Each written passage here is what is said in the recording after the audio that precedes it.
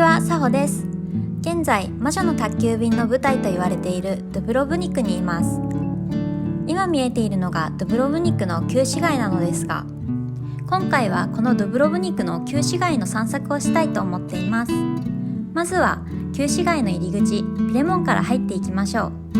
入り口の真上にいるのはドゥブロブニクの守護聖人、聖ブラホという聖人の像です。門を入ってすぐにオノフリオ大噴水があります。噴水というより水飲み場みたいな感じですね。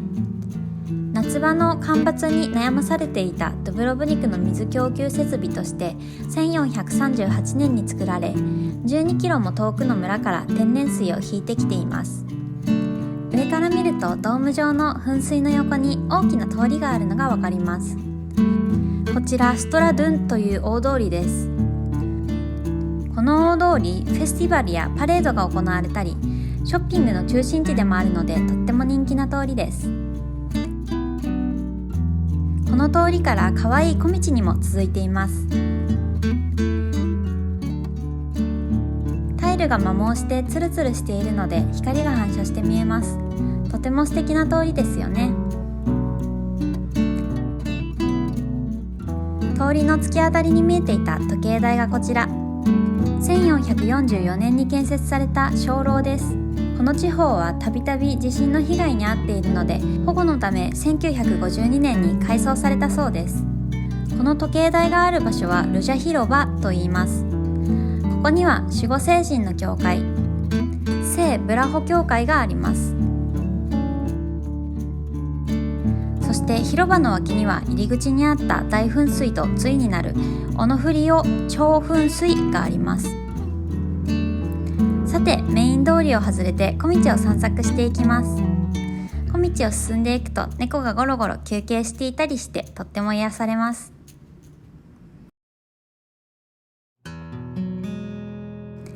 今、小道の先に見えている階段、こちらゲームオブスローンズというネットフリックスのドラマロケ地として有名な階段です。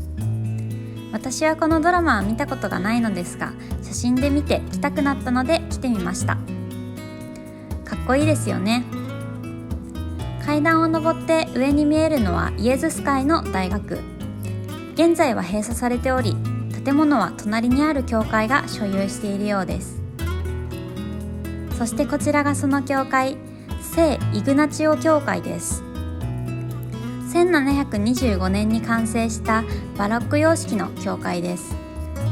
外見は荘厳で一見おとなしい雰囲気ですが、内部は大理石の柱とフレスコ画でとても豪華に見えます。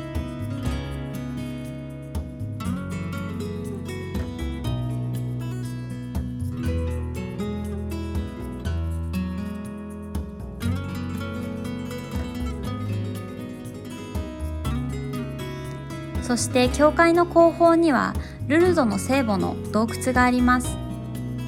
洞窟の先にマリア様がいらっしゃいますね。教会見学を終え、レストランにやってきました。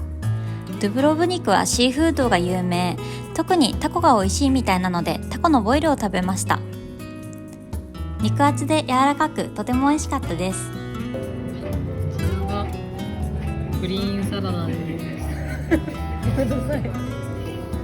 そしてこちらがあったかいポテトです。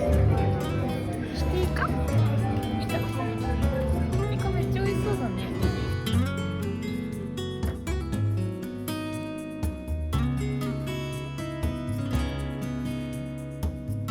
帰りはストラドゥン通りを通って旧市街を出ます。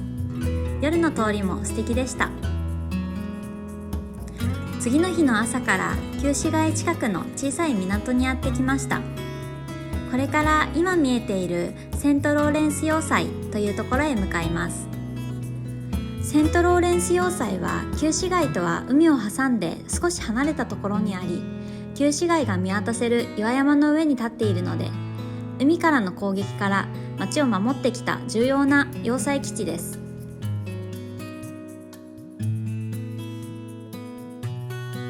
昔の入り口でしょうか。ドアが見えますね。今日はその隣に見える階段から登っていきます。要塞の壁に聖ブラホの像が見えます。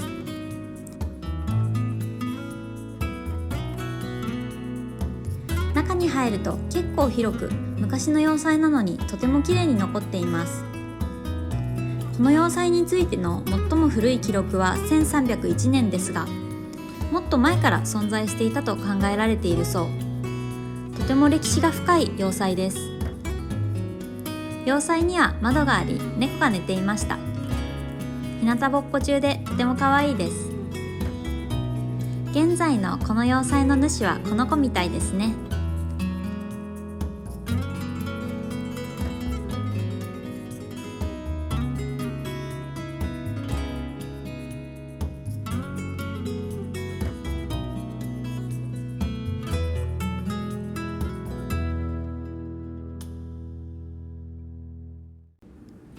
上の階へ登っていきます。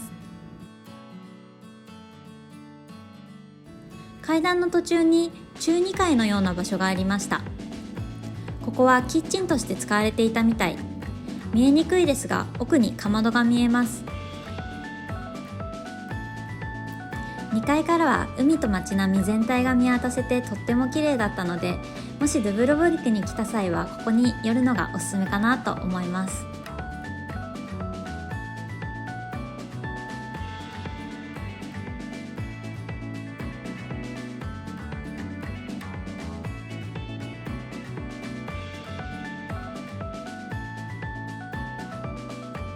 下を見ると海がとっても綺麗です。水が澄んでいて少しエメラルドグリーンに見えるのがわかりますか？こちらの港が先ほどいた場所。この海を挟んで旧市街が見えるので、防災基地としてとても重要だったみたいです。要塞には大砲が設置されていました。このようにして海から来る敵を見張ったり攻撃したりしていたそうです。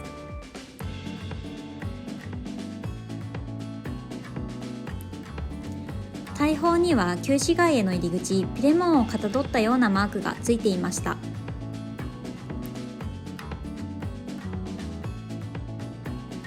ここが一般人が立ち入れる最上階。高さ37メートルの岩山に立っているので、最上階まで来るとすごく高いところから遠くの方まで見渡すことができます。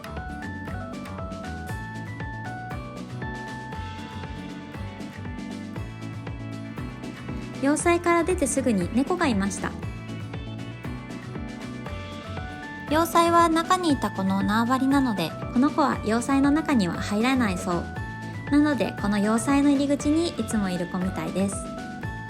現在ではこの要塞は猫による攻防が繰り広げられているみたいで微笑ましいですよね。